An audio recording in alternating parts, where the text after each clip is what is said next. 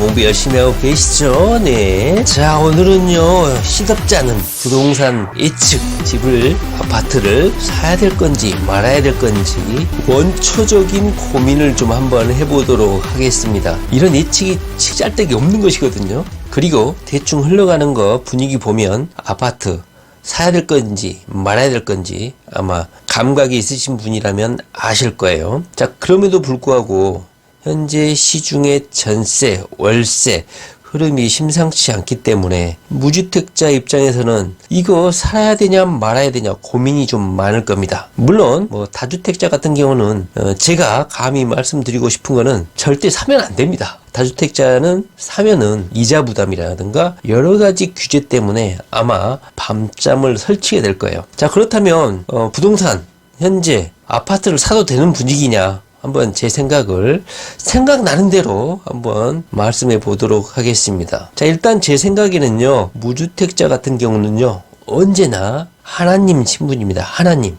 정부에서도 무주택자에게는 여러 가지 저리 혜택이라든가 배려를 해주고 있습니다. 시중에는 7%다, 6%다 이렇게 말이 많은데요. 담보대출이자 3%, 4% 초반 무주택자한테는 열려 있습니다. 물론 비싼 아파트, 10억대 넘는 아파트 사시는 분들은 어느 정도 능력이 되기 때문에 그런 아파트를 구입하겠죠. 그러나 5억대 전후반, 저렴한 아파트를 사시는 분들 입장에서는 무주택자이면 반드시 사도 된다. 이자가 큰 부담은 되지 않고 정부에서도 여러 가지 지원 대책을 마련해 놓고 있으니까 잘 살펴보시면 여러 가지 제도적 지원을 받을 수 있다. 이렇게 생각이 됩니다. 그러니까 무주택자는 지금 사도 된다. 언제든 사도 된다. 이게 약간은 무책임한 발언인 것 같기도 하지만요. 가장 확실한 답변입니다. 현재 원자재 값부터 해가지고 인건비 해서 건축비는 계속 올라가기 마련이고 가장 좀 부담스러운 부분이 바로 이 대출이자 부분인데 무주택자 입장에서는 충분히 감당할 수 있는 이유를 제공을 하고 있다. 정책금리부터 해가지고요. 이런 건 찾아보면 되는 거예요. 6%, 7% 아니에요. 무주택자들. 자, 부동산 예측이라든가 아파트를 사야 되냐 말아야 되냐 이 부분에 대해서 각양각색입니다. 그러나 현재 유튜브 현재 대세는 사지 말아라. 망한다. 아파트 재편성된다. 제로 베이스화 된다. 이런 영상들이 많이 올라오고 득세를 하고 있습니다. 제가 보기에는 무슨 예측이라기보다는 현재 굴러가는 상황에 약간 양념을 치는 그 정도 수준이라고 생각하는데요. 저 같은 경우는 여러분들에게 한번 이렇게 말씀드린 적이 있었죠. 러시아 우크라이나 전쟁이 끝나기 전에 사십시오. 러시아 전쟁, 우크라이나 전쟁이 끝나면 다시는 이 가격을 볼 수 없을 겁니다. 이렇게 말씀을 드렸죠. 그런데 이 러시아 우크라이나 전쟁이 너무 장기간으로 지금 흐르고 있습니다. 2년이 다 돼가고 있고 특히나 이스라엘 전쟁이 또 터지는 바람에 이것이 더 가속화되는 분위기입니다. 저는 아직도 유효합니다. 러시아 우크라이나 전쟁이 터지고 나서 새 저가를 찍었습니다. 그런데 지금 약간은 아파트 가격이 다시 재상승하는 분위기가 조금 있죠. 아마 이 전쟁의 파급 효과가 어느 정도 희색된 측면이 없지 않아 있지만 아직도 불안정한 상태고 투자 심리 이런 심리는 회복이 되지 않은 것 같아요. 그래서 저는 아파트를 구입하시고자 생각하시는 분들은 러시아 전쟁, 이스라엘 전쟁이 끝나기 전에 사셔야 된다. 이렇게 말씀을 드리고 끝남과 동시에 두 전쟁이 끝남과 동시에 전 세계의 경제는 다시 전후 복구, 재건 이런 것 때문에 다시 한번 불이 타오를 수 있다. 이렇게 저는 생각이 들거든요. 그래서 지금 현재 약간 불확실하고 불투명하고 고금리다 하면서 상당히 위축된 상황. 이 상황이 저는 무주택자 분들에게는 최대의 투자 기회다. 이렇게 생각이 듭니다. 일단은 말이죠.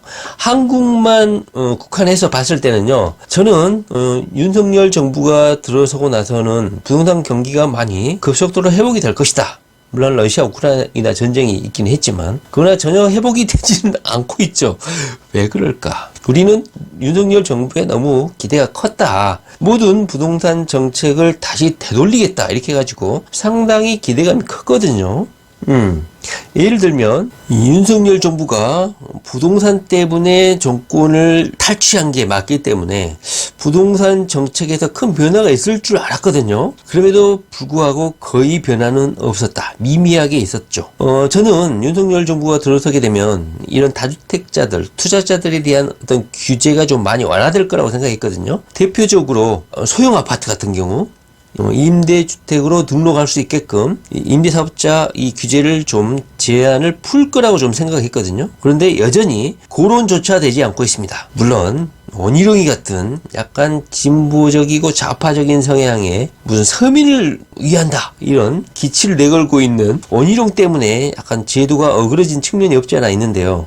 이게 좀 풀어질 거라고 생각을 했고, 특히나 취득세 중과 부분, 3주택자들, 2주택자들, 3주택 이상자들에 대한 과도한 취득세 부분이 철폐가 되지 않을까. 그 다음에 징벌적인 과세인 양도세 중과 부분도 좀 폐지가 될 줄 알았더니 현재는 퇴로를 열어준다 해가지고 양도세 부분 중과 부분은 현재 유예를 해준 상태입니다. 2024년 5월달까지. 그러나 여전히 폐지는 하지 않고 있어요. 그리고 취득세 중과 부분도 절반으로 할인해줬다 하지만 여전히 4% 또는 6% 정도로 상당히 과중한 측면이 있습니다. 대부분 아파트 시세라든가 부동산 상승을 견인하는 사람들은 투자자들입니다. 노골적으로 말하면 투기꾼들이죠. 투기꾼들과 투자자를 구분하는 경계는 없습니다. 저는 투자자가 투기꾼이고 투기꾼이 투자자라고 생각하는데, 하여튼 이 아파트 시세를 견인하는 분들은 대부분이 투자자인데, 지금 현재는 투자자들이 윤석열 정부에 들어와서 좀 확 달라질 거라고 생각했지만 전혀 달라진 게 거의 없다. 취득세도 절반으로 깎아줬다고는 하지만 여전히 높다. 1억짜리, 10억짜리 사면 거의 6천만 원을 세금으로 내야 된다. 이건 엄청나게 큰 부담이거든요. 그리고 투자자라면 대부분 오피스텔 같은 주택으로 취급되는 그런 주택을 소유하고 있는 분들이 많기 때문에 대부분 3주택 이상에 걸리거든요. 따라서 투자자들이 진입하기에는 아직도 약간 버거운 부분이고, 특히나 금리 부분도 아직은 낮춰지지 않고 있고, 무주택자에 대한 정책적 금리 이런 것도 없거든요. 따라서 6%, 7% 금리를 감당할 만한 투자자들은 거의 없기 때문에 현재 아파트 시장, 주택 시장에는 투자자들이 거의 손을 안 대고 있다.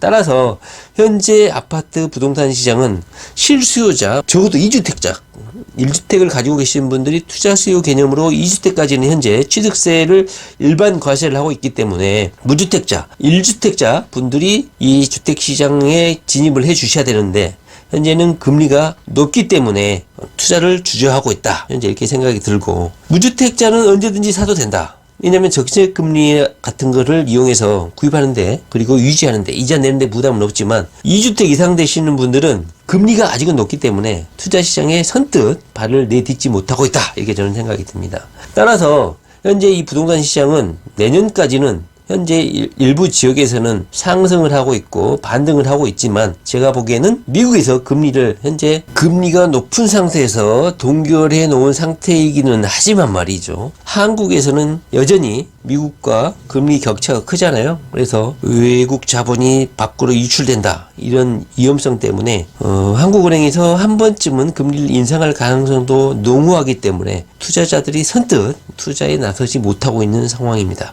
그래서 일부 지역에서 아파트 시장이 반등은 하고는 있지만 이것은 약간 일시적인 현상이 아닌가. 정상적인 상황이라면 계속 바닥인 상태를 유지를 해야 되는 상황이거든요. 물론 너무 바닥을 쳤기 때문에 약간 반등하는 것은 자연스러운 현상이긴 하지만, 제가 생각하기에는 아직 전쟁도 안 끝났고 러시아 전쟁도 추가로 터졌고 해서 아직은 부동산 바닥 시점이다. 그래서 무주택자 입장에서는 전쟁이 끝나기 전까지 주택을 매수하는 조로의 기회고, 제3기 신도시도 적절한 시기에 입주하기는 글렀다. 저는 그렇게 생각하거든요. 적어도 2030년 정도 돼야, 앞으로 6년, 7년은 더 기다려야 입주가 시작되지 않을까 생각이 돼서, 무주택자 입장에서는 그때까지 기다리시든지 아니면 인플레이션율을 감안해서 미리 포기하시고 실거주 지금 분양하는, 이미 부동산 정점기에 엄청나게 건설사에서 착공을 했었거든요.